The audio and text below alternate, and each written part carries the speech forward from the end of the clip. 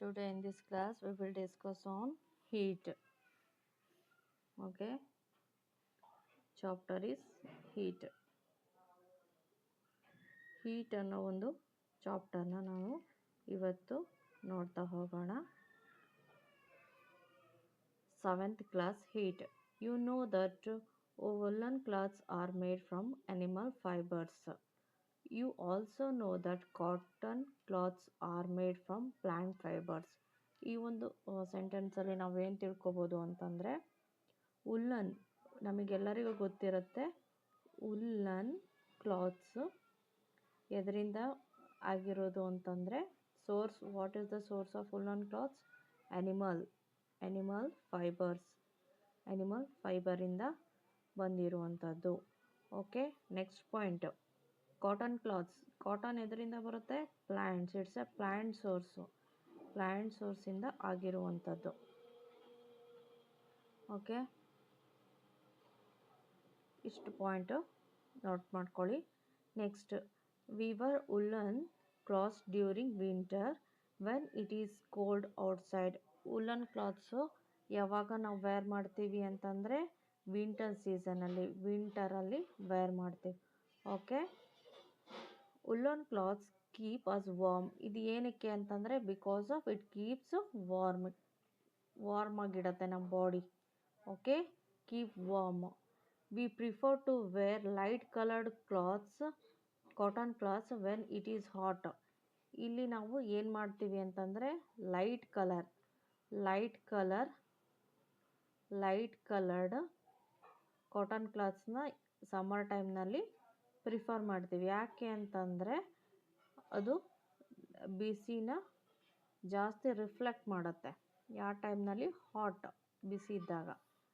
These gives us A feeling of coolness. ಇದರಿಂದ ಏನು ನಾವು ನೋಡ್ಬೋದು ಅಂತಂದರೆ ಇವೆರಡು ನಮಗೆ ಪಾಯಿಂಟಿಂದ ನಮಗೆ ಕೂಲ್ ಮಾಡುತ್ತೆ, ನಮ್ಮ ಬಾಡಿನ ಕೂಲ್ ಮಾಡಲಿಕ್ಕೆ ಇದನ್ನು ನಾವು ಇದಿಷ್ಟನ್ನು ಫಾಲೋ ಮಾಡ್ತೀವಿ. Okay, you might have wonder why particular type of clothes are suitable for a particular season. ಯಾಕೆ ಒಂದು ಇದು ಉಲ್ಲನಿಂದಲ್ಲ, ಇದು ಮಾತ್ರ ಕೂಲ್ ಮಾಡೋದಕ್ಕೆ ಯೂಸ್ ಮಾಡ್ತಾರೆ. ಯಾಕೆ ಪರ್ಟಿಕ್ಯುಲರ್ ಕ್ಲಾತ್ಸು ಪರ್ಟಿಕ್ಯುಲರ್ ಸೀಸನ್ನಿಗೆ ವೇರ್ ಮಾಡೋಕ್ಕೆ ಪ್ರಿಫರ್ ಮಾಡ್ತಾರೆ ಅಂತ ತಿಳ್ಕೊಳ್ಳೋಣ. In winter you feel cold inside the house. ವಿಂಟರಲ್ಲಿ ಕೋಲ್ಡ್ ಇರುತ್ತೆ, ಹೌದಾ? If you come out in the sun you feel warm. ಹೊರಗಡೆ ಬಂದರೆ ಸ್ವಲ್ಪ ಬಿಸಿ ಆಗುತ್ತೆ. In summer you feel hot when inside the house. ಸಮ್ಮರಲ್ಲಿ ಮನೆ ಒಳಗಿದ್ರೆ ಏನಾಗುತ್ತೆ? ಬಿಸಿ ಅನಿಸ್ತಾ ಇರುತ್ತೆ. How do we know whether an object is hot or cold? ನಮಗೆ ಹೇಗೆ ಗೊತ್ತಾಗುತ್ತೆ ಯಾವುದಾದ್ರು ಒಂದು ಆಬ್ಜೆಕ್ಟು ಕೋಲ್ಡ್ ಇದೆನೋ ಹಾಟ್ ಇದೆನೋ ಅಂತ? How do we find out how hot or cold an object is? ನಾವು ಹೇಗೆ ತಿಳ್ಕೊಬೋದು ಎಷ್ಟು ಹಾಟ್ ಇದೆ ಮತ್ತು ಎಷ್ಟು ಕೋಲ್ಡ್ ಇದೆ ಆ ಒಂದು ಆಬ್ಜೆಕ್ಟು ಅಂತ? ಆ ಒಂದು ವಸ್ತು ಎಷ್ಟು ಬಿಸಿ ಇದೆ ಹಾಗೆ ಎಷ್ಟು ತಣ್ಣಗಿದೆ ಅಂತ ಹೆಂಗೆ ಗೊತ್ತಾಗುತ್ತೆ? In this chapter we shall try to seek answer to some of these question. ಈ ಒಂದು ಚಾಪ್ಟರಲ್ಲಿ ನಾವು ತಿಳ್ಕೊಳ್ತಾ ಹೋಗೋಣ ಈ ಒಂದು ಕೆಲವೊಂದು ಕ್ವೆಶನ್ಸಿನ ಆನ್ಸರ್ನ. Okay, hot and cold. In our day-to-day life, we come across a number of objects. Some of them are hot. ಈ ಒಂದು ವಿಚಾರ ಮಾಡ್ತಾ ಹೋದರೆ ಒಂದೊಂದು ಆಬ್ಜೆಕ್ಟು ಕೋಲ್ಡ್ ಆಬ್ಜೆಕ್ಟ್ ಇರುತ್ತೆ, ಒಂದೊಂದು ವಾರ್ಮ್ ಆಬ್ಜೆಕ್ಟ್ ಇರುತ್ತೆ. ಇವಾಗ ಎಸ್ಪೆಷಲಿ ಐಸ್ ಕ್ರೀಮು ಕೋಲ್ಡು ಮತ್ತು ಕೂಲಾಗಿರುತ್ತೆ. ಸ್ಪೂನ್ ಇನ್ ದ ಟೀ ಕಪ್ಪಲ್ಲಿರುವಂತಹ ಸ್ಪೂನ್ ಏನಿರುತ್ತೆ ಹಾಟ್ ಇರುತ್ತೆ. Fruit juice cold. Handle of a fire pan ಏನಿರುತ್ತೆ? Handle of a frying pan ಅಂದರೆ ಕರಿಯೋವಂಥದ್ದು. ಅದು ಯಾವ ಥರ ಇರುತ್ತೆ? ಬಿಸಿ ಇರುತ್ತೆ. Okay, and some of them are cold. Tea is hot and ice is cold. Lead some object you use commonly in table. ಇದನ್ನೇ ಟೇಬಲ್ ಬಗ್ಗೆನೇ ಹೇಳ್ತಾ ಇದ್ದಾರೆ. Do not touch object which are too hot. Be careful while handling the candle flame or a stove ಹತ್ರ candle flame ಹತ್ರ ನೀವು ಹುಷಾರಾಗಿರಿ, ಯಾಕೆಂದರೆ ಅದು ತುಂಬ ಹಾಟ್ ಇರುತ್ತೆ. we see that some objects are cold while some are hot. You also know that some objects are hotter than other while some are colder than other. How do we decide which object is hotter than the other?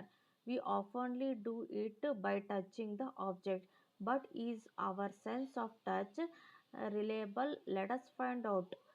Activity take the ಇದರಿಂದ ಏನು ಅಂತಂದರೆ ಈ ಒಂದು ಏನು ಹೇಳ್ತಾರೆ ಅಂತಂದರೆ ಯಾವುದೇ ಒಂದು ಆಬ್ಜೆಕ್ಟು ತುಂಬ ಹಾಟ್ ಇರುತ್ತೆ ಅಥವಾ ತುಂಬ ಕೋಲ್ಡ್ ಇರುತ್ತೆ. ತುಂಬ ಹಾಟ್ ಇರುತ್ತೆ ಒಂದು ಆಬ್ಜೆಕ್ಟಿಗೆ ಕಂಪೇರ್ ಮಾಡಿದಾಗ, ಇಲ್ಲ ಅಂತಂದರೆ ತುಂಬಾ ಕೋಲ್ಡ್ ಇರುತ್ತೆ. ಅದನ್ನು ನಾವು ಹೇಗೆ ನೋಡ್ಬೋದು ಅಂತಂದರೆ ಅದನ್ನು ಟಚ್ ಮಾಡಿ ನೋಡ್ಬೋದು, ಹೌದು ತಾನೆ? ಬೇರೆ ಇಲ್ಲ, ಟಚ್ ಮಾಡಿದರೆ ಮಾತ್ರ ಗೊತ್ತಾಗುತ್ತೆ. Take the 3 a small tub or container, label them ABC, put cold water in container A and hot water in container B. Mix some cold and hot water in container C. Now dip your left hand in container A and right hand in container B. After keeping the hands in the two containers for 2 to 3 minutes, put both the hands simultaneously in container C.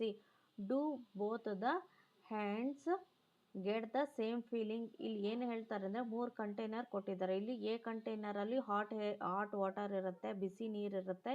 ಇಲ್ಲಿ cold ನೀರಿರುತ್ತೆ. ಇಲ್ಲಿ ಎರಡು ಮಿಶ್ರಿತವಾಗಿರುವಂತಹ ನೀರಿರುತ್ತೆ, ಅಂದರೆ medium heat ಇರುವಂಥದ್ದು ಇರುತ್ತೆ. ಇಲ್ಲಿ ನಾವು ಏನು ಮಾಡ್ತಾರೆ ಅಂತಂದರೆ ಲೆಫ್ಟ್ ಹ್ಯಾಂಡಿನಿ ಇಲ್ಲಿ ಲೆಫ್ಟ್ ಹ್ಯಾಂಡು ಎ ಕಂಟೈನರ್ ಬಿಸಿ ನೀರಲ್ಲಿ ಎಡಗೈ ಹಾಕ್ಬಿಟ್ಟು ತಣ್ಣೀರಲ್ಲಿ ಬಲಗೈ ಹಾಕಿ, ಆಮೇಲೆ ಇಲ್ಲಿ ಎರಡು ಮಿಕ್ಸ್ ಇರುವಂಥದ್ದಕ್ಕೆ ನಾವು ಎರಡೂ ಕೈಗೂ ಎದ್ದಬೇಕು. ಎದ್ದಿದಾಗ ನಮಗೆ ಯಾವ ಥರ ಫೀಲ್ ಆಗುತ್ತೆ, ಎರಡು ಸೇಮ್ ಫೀಲ್ ಆಗುತ್ತಾ ಅನ್ನೋದನ್ನು ನೋಡ್ತಾ ಹೋಗಬೇಕು. ಬೋಜೂಸ್ confusion shows that we cannot always rely on our sense of touch to decide whether an object is hot or cold. Sometimes it may deceive us. ಏನಂತಾರೆ, ಇದನ್ನು ನಾವು ಜಸ್ಟ್ ಹೀಗೆ ನೋಡಿ ತಿಳ್ಕೊಳ್ಳೋಕ್ಕೆ ಸಾಧ್ಯ ಆಗಲ್ಲ. Okay, then how do we find out how hot an object really is?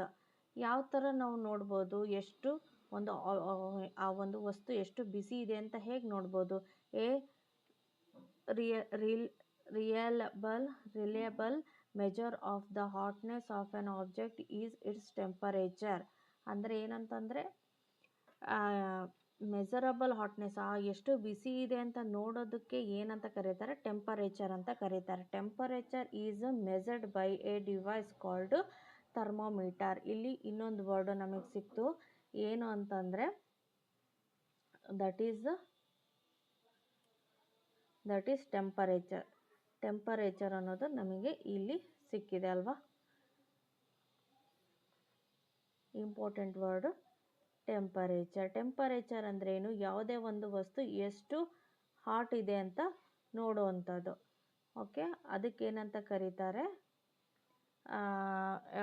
Temperature ಅಂತ ಕರೀತಾರೆ. ಇದನ್ನು ನೋಡೋದಕ್ಕೆ ಒಂದು ಡಿವೈಸ್ ಯೂಸ್ ಮಾಡ್ತಾರಲ್ಲ, ಅದಕ್ಕೇನಂತ ಕರೀತಾರೆ?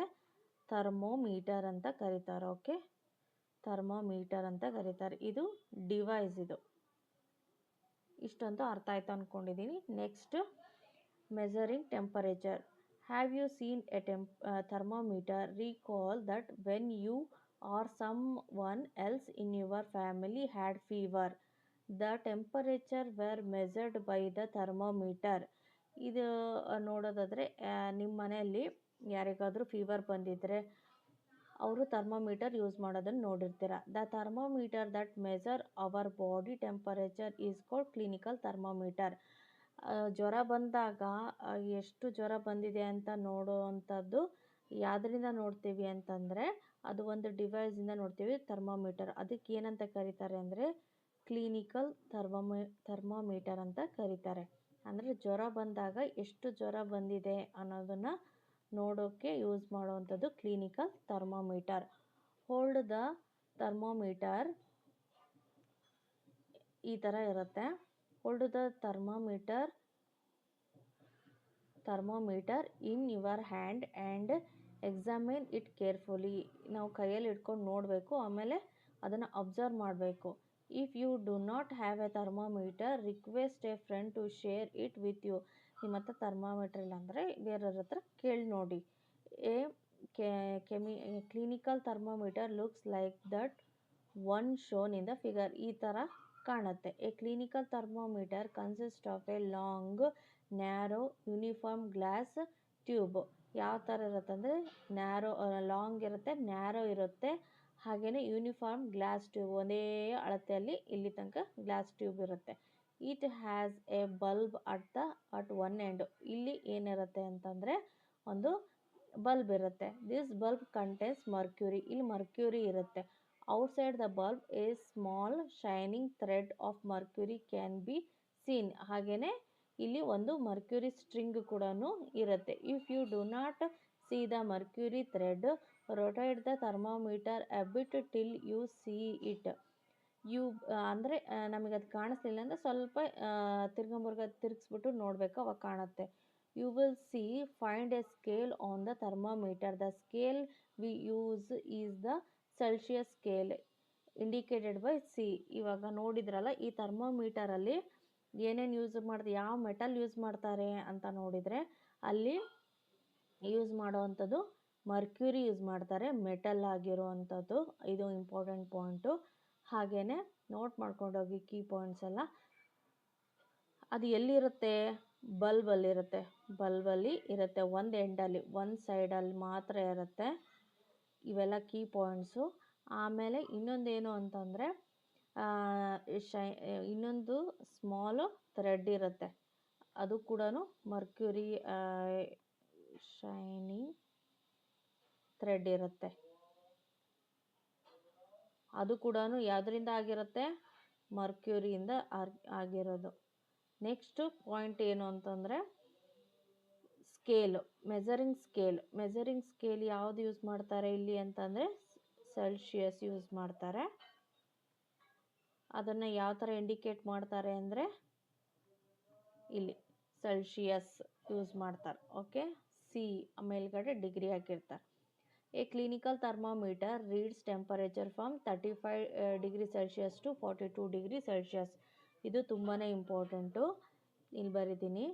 ಈ ಸ್ಕೇಲಿಂದು ಮೆಜರ್ ಯಾವ ಥರ ಇರುತ್ತೆ ಅಂತಂದರೆ 35 ಡಿಗ್ರಿ, ಇಲ್ಲೇ ಬರೀತೀನಿ, 35 degree Celsius to 42 degree Celsius ಇರುತ್ತೆ. ಓಕೆ, ಇಷ್ಟು ಕ್ಲಿನಿಕಲ್ ಥರ್ಮಾಮೀಟರ್ ಬಗ್ಗೆ ನಾವು ತಿಳ್ಕೊಂಡ್ವಿ. ನೆಕ್ಸ್ಟ್, ರೀಡಿಂಗ್ ಎ ಥರ್ಮಾಮೀಟರ್ ಯಾವ ಥರ ನಾವು ನೋಡಬೇಕು? Let us learn how to read a thermometer first. Note the temperature difference indicated between the two bigger marks. Also note down the number of division. ಇಲ್ಲಿ ಏನು ನೋಡ್ಕೋಬೇಕು ಅಂತಂದರೆ ಥರ್ಮಾಮೀಟರ್ ಯಾವಾಗಲೂ study ಮಾಡಬೇಕು ಅಥವಾ ನೋಡಬೇಕು ಅಂದಾಗ ಎರಡು ಟೆಂಪರೇಚರ್ ಮಧ್ಯೆ ಡಿಫ್ರೆನ್ಸ್ ಏನಿದೆ ಅನ್ನೋದನ್ನು ನೋಡಬೇಕಾಗತ್ತೆ. ಹಾಗೆ ನಂಬರ್ ಆಫ್ ಡಿವಿಷನ್ಸ್ ಕೂಡ ನಾವು ನೋಟ್ ಮಾಡ್ಕೋಬೇಕು. ನಂಬರ್ ಆಫ್ ಡಿವಿಷನ್ಸ್ ಎಲ್ಲಿರುತ್ತೆ ಅಂದರೆ showing by the smaller marks. ಪುಟ್ಟು ಮಾರ್ಕ್ ಇರುತ್ತಲ್ಲ, ಇಲ್ಲಿ ಇರುತ್ತಲ್ಲ, ಅಲ್ಲಿ ಒಳಗಡೆ ಅದರಲ್ಲಿ ನಾವು ನೋಟ್ ಮಾಡಿ ಇಟ್ಕೊಬೇಕು. Next, between these marks suppose the bigger mark read 1 degree and there are 5 divisions between them, then one division can read 1/5, that is 0.2 degree. ಇವಾಗ ಯಾವ ಥರ ನೋಡಬೇಕು? ಸಪೋಸ್ ಒಂದು ಎಕ್ಸಾಂಪಲ್ ಅಂದರೆ ಬಿಗ್ ಮಾರ್ಕ್ ಏನಿರುತ್ತೆ ಅಂತಂದರೆ 1 ಡಿಗ್ರಿಯಲ್ಲಿದೆ. ಆಮೇಲೆ ದೇರ್ ಆರ್ 5 ಡಿವಿಷನ್ಸ್, ಅದ್ರ ಮಧ್ಯದಲ್ಲಿ 5 ಡಿವಿಷನ್ ಕವರ್ ಆಗಿದೆ ಅಂದರೆ 1/5 ಅಂತ ಮಾಡಿ 0.2 ಆಗುತ್ತೆ. 0.2 ಡಿಗ್ರಿ ಸೆಲ್ಸಿಯಸ್ ಅಂತ ಅರ್ಥ ಮಾಡ್ಕೋಬೇಕು. Wash the thermometer preferably with a antiseptic solution. Antiseptic ಸೊಲ್ಯೂಷನಲ್ಲಿ ಅದನ್ನು ಯೂಸ್ ಮಾಡಿದ ತಕ್ಷಣ ವಾಶ್ ಮಾಡಬೇಕು. Hold it firmly and give it a few jerk. ಸ್ವಲ್ಪ ನೀಟಾಗಿ ಎಲ್ಲ ಇದು ಮಾಡ್ಕೊಬೇಕು, ಒರೆಸ್ಕೊಂಡು ಎಲ್ಲ ರೆಡಿ ಮಾಡ್ಕೋಬೇಕು. The jerk will bring the level of mercury, ಹೀಗೀಗ ಅಲ್ಲಾಡಿಸೋದು down, ensure that it falls below 35 degree Celsius. 35 degree Celsius ಬರೋ ತನಕ ಸ್ವಲ್ಪ ಹಿಂಗೆ ಅಲ್ಲಾಡಿಸ್ಬೇಕು. ನಾವು place the bulb of the thermometer under your tongue.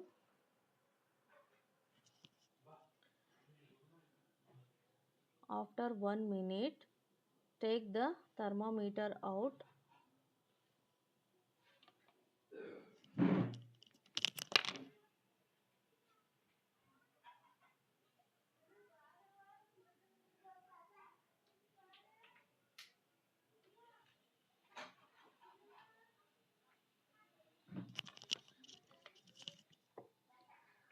Sorry for interruption.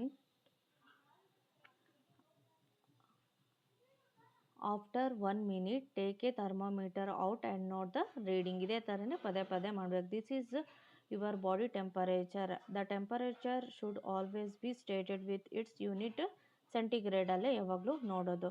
What do you record has your body temperature? ಯಾವ ಥರ ನೋಡೋದು ಅಂತಂದು ಹೇಳಿದ್ವಿ, ಅದೇ ಥರನೇ ರೆಕಾರ್ಡ್ ಮಾಡ್ಕೋಬೇಕು. The normal temperature of human body is 37 degree Celsius. ಇದು ತುಂಬಾ ಇಂಪಾರ್ಟೆಂಟ್. ಒಬ್ಬ ಮನುಷ್ಯನ ನಾರ್ಮಲ್ ಟೆಂಪರೇಚರು 37 ಡಿಗ್ರಿ ಸೆಲ್ಸಿಯಸ್ ಇರುತ್ತೆ. ಓಕೆ, ಇದನ್ನು ಆ್ಯಕ್ಟಿವಿಟಿ ಕೊಟ್ಟಿರ್ತಾರಲ್ಲ ಅದ್ರ ಪ್ರಕಾರನೇ ನೋಡಬೇಕು. ಇಲ್ಲಿ ಪಾಯಲ್ ಅಂತಿದ್ದಾಳೆ, ಅವಳದು ಟೆಂಪರೇಚರ್ ಎಷ್ಟಿದೆ ಅಂತಂದು ನೋಡ್ತಾ ಹೋಗಿರೋ ಒಂದು ಆ್ಯಕ್ಟಿವಿಟಿ ಇದೆ. ಅದನ್ನು ನೀವೇ ನೋಟ್ ಮಾಡಿಟ್ಕೊಳ್ಳಿ. ಇಲ್ಲ ಅದನ್ನು ನೋಡ್ಬಿಡೋಣ. Activity 3.3 measure the body temperature of some of your friend. A clinical thermometer. Record your observation as in table 3.2. Is the body temperature of every person is 37 degree. 37 degree ಎಲ್ಲ ಮನುಷ್ಯಂದು ಇರುತ್ತಾ? The temperature of every person may not be 37 degree Celsius. It could be slightly higher or slightly lower. ಎಲ್ಲರದ್ದು 37 degree Celsius ಇರುತ್ತಾ? ಒಬ್ರೊಬ್ರದ್ದು ಜಾಸ್ತಿನೂ ಇರುತ್ತೆ, ಅಂದರೆ ಸ್ವಲ್ಪ ಜಾಸ್ತಿ ಇರುತ್ತೆ ಅಥವಾ ಸ್ವಲ್ಪ ಕಮ್ಮಿ ಇರುತ್ತೆ. Actually we call normal temperature is average body temperature of large number of healthy persons. ಇದನ್ನು ಹೇಗೆ ತೊಗೊಂಬಂದ್ರಪ್ಪ? 37 ಡಿಗ್ರಿ ಸೆಲ್ಸಿಯಸ್ ಒಬ್ಬ ಮನುಷ್ಯಂದಿರುತ್ತೆ ಅಂತ ಹೇಗೆ ತೊಗೊಂಬಂದರು ಅಂದರೆ, ಆ್ಯಾವ್ರೇಜ್, ಅದು average body temperature of large number of healthy persons ಇರ್ತಾರಲ್ಲ, ಅವ್ರದ್ದೆಲ್ಲರದು ಕೌಂಟ್ ಮಾಡಿಬಿಟ್ಟು ಅವ್ರದ್ರಲ್ಲಿ ಆ್ಯಾವ್ರೇಜ್ ತೊಗೊಂಡು ಇಷ್ಟಿರುತ್ತೆ ಅಂತ ಒಂದು ಅಂದಾಜಲ್ಲಿ ಮಾಡಿರುವಂಥದ್ದು 37 degree Celsius. The clinical thermometer is design to measure the temperature of human body only. ಈ ಕ್ಲಿನಿಕಲ್ ಥರ್ಮೋಮೀಟರ್ ಯಾವ ಥರ ಮಾಡಿದ್ದಾರೆ ಅಂತಂದರೆ, temperature of human body measure ಮಾಡಲಿಕ್ಕೆ ಅದಕ್ಕೋಸ್ಕರನೇ ಮಾಡಿರೋವಂಥದ್ದು. The temperature of human body normally does not go below 35 degree Celsius or above 42 degree Celsius. ಇದ್ರ scale ಇರೋವಂಥದ್ದೇ 35 ಡಿಗ್ರಿ ಸೆಲ್ಸಿಯಸ್ಸಿಂದ 42 ಡಿಗ್ರಿ ಸೆಲ್ಸಿಯಸ್. ಸೊ ಈ ಒಂದು ಸ್ಕೇಲ್ ಎದಕ್ಕೆ ಯೂಸ್ ಆಗುತ್ತೆ ಅಂದರೆ, ಹ್ಯೂಮನ್ ಬಾಡಿ ಟೆಂಪರೇಚರ್ ನೋಡಲಿಕ್ಕೆ ಮಾತ್ರನೇ ಯೂಸ್ ಆಗೋದು. That is the reason that this thermometer has a range of 35 degree Celsius to 42 degree Celsius. ಅದಕ್ಕಾಗಿ ಈ ಒಂದು ಟೆಂಪರೇಚರಲ್ಲಿ ಎಷ್ಟು ಬೇಕೋ ಅಷ್ಟು ಇಟ್ಕೊಂಡಿದ್ದಾರೆ. ಎಲ್ಲಿಂದ? 37 ಡಿಗ್ರಿ ಸೆಲ್ಸಿಯಸ್ಸಿಂದ 42 ಡಿಗ್ರಿ ಸೆಲ್ಸಿಯಸ್ಸೇ ಬೇಕಲ್ವಾ ಒಬ್ಬ ಹ್ಯೂಮನ್ ಬಾಡಿ ಟೆಂಪರೇಚರ್ನ ಮೆಜರ್ ಮಾಡಲಿಕ್ಕೆ. ಹಾಗಾಗಿ ಅದನ್ನು ಇಟ್ಕೊಂಡಿದ್ದಾರೆ. Next laboratory thermometer. ಇನ್ನೊಂದು ಥರ್ಮೋಮೀಟರ್ ಇದೆ, ಯಾವುದು ಅಂತಂದರೆ laboratory thermometer. How do we measure the temperature of other object? For this purpose there are other thermometer. One such thermometer is known as the laboratory thermometer. The teacher will show you this thermometer. Look at it carefully and note that highest and the lowest temperature it can measure. ಇದರಿಂದ ನೋಡ್ಕೊಬೋದು, ನಿಮ್ಮ teacher ತೋರಿಸಿರ್ಬೋದು thermometer, ಲ್ಯಾಬೊರೇಟರಲ್ಲಿರುವಂತಹ ಥರ್ಮೋಮೀಟರ್ನ. The range of the laboratory thermometer is generally -10 degree Celsius to 110 degree Celsius. ಇದನ್ನು rub ಮಾಡಿಬಿಡ್ತೀನಿ, ಅವಾಗ note ಮಾಡ್ಕೊಳಕ್ಕಾಗತ್ತೆ. ಇಲ್ಲಿ ನೆಕ್ಸ್ಟ್ ಇವಾಗ ಕ್ಲಿನಿಕಲ್ ಥರ್ಮೋಮೀಟರ್ ಬಗ್ಗೆ ನಾವು ಕೆಲವೊಂದು ಪಾಯಿಂಟ್ಸನ್ನು ನೋಟ್ ಮಾಡಿಟ್ಕೊಂಡಿದ್ದೀವಲ್ಲ. ನೆಕ್ಸ್ಟ್ ಬಂದು ಲ್ಯಾಬೊರೇಟರಿ ಥರ್ಮೋಮೀಟರ್. ಲ್ಯಾಬೊರೇಟರಿ ಥರ್ಮೋಮೀಟರ್ ನಾವು ಎಲ್ಲಿ ನೋಡ್ತೀವಿ ಅಂತಂದರೆ, ಲ್ಯಾಬ್ಸ್ಗಳಲ್ಲಿ ನೋಡ್ತೀವಿ. ನಿಮ್ಮ ಟೀಚರ್ಗಳು ಈ ಇಟ್ಕೊಂಡಿರ್ತಾರೆ, ಬೇಕಂದ್ರೆ ಅವರಿಗೆ ಕೇಳಿ ನೋಡಿ. ಸೈನ್ಸ್ ಲ್ಯಾಬಲ್ಲಿ ಇರುತ್ತೆ. ಜನರಲಿ ಸೈನ್ಸ್ ಲ್ಯಾಬ್ಗಳಲ್ಲೆಲ್ಲ ಥರ್ಮಾಮೀಟರ್ ಇರುತ್ತೆ. ಓಕೆ,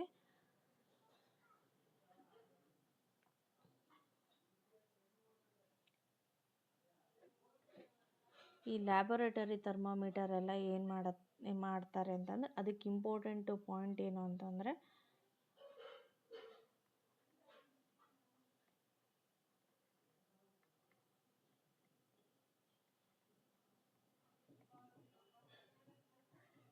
ಇದು ರೇಂಜ್ ಎಷ್ಟು ಬರುತ್ತೆ ಅಂತಂದರೆ scale range -10°C to 110°C ತನಕ ಸ್ಕೇಲ್ ಇರುತ್ತೆ. Okay, scale also as you did in the case of clinical thermometer, find out how much a small division on this thermometer reads. ಇದು ನೋಡೋದು same ಅದೇ ಥರನೇ, clinical ಥರ್ಮಾಮೀಟರಲ್ಲಿ ಯಾವ ಥರ ನೋಡಿದ್ರು ಅದೇ ಥರನೇ. ಆ್ಯಕ್ಟಿವಿಟಿ 3.5 ನೋಡ್ತೋಣ. Take some tap water in a beaker or a mug.